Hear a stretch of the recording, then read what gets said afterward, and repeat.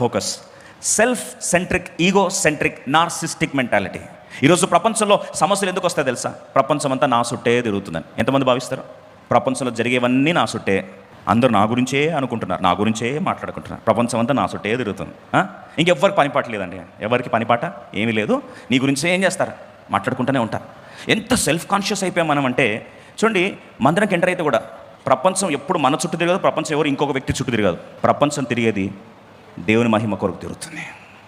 పాన దగ్గర మర్చిపోయేసరికి ఇప్పుడు 41వ అధ్యాయం 16వ వచనంలో త్వర అంటున్నాడు, నువ్వు బాగా కలలబాలు చెప్తావంట, దర్శనాలు చెప్తావంట, బాగా నువ్వు ఇంటర్ప్రిటేషన్ చెప్తావంట కదా అని సరిగ్గా చూడండి. యోసేపు నా వలన కాదు దేవుడే ఫరోకు క్షేమకరమైన ఉత్తరం ఇచ్చును. ఎవరట? దేవుడు ఇస్తాడు, నేను కాదు.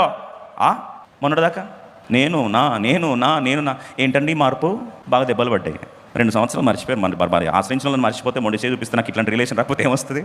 ఏదన్నా జరగాలంటే ఎవరు జరిగించాలా? దేవుడే జరిగించాలి. నా వలన కాదయ్యా, దేవుడే. మరొక అర్థమైపోయింది. మాట ముందు దేవుడు అంటాడు, మాట తర్వాత దేవుడు అంటాడు, ఏదన్నా చేస్తే దేవుడు అంటాడు, కానీ చెప్పేది మాత్రం మొత్తం చెప్తాడు.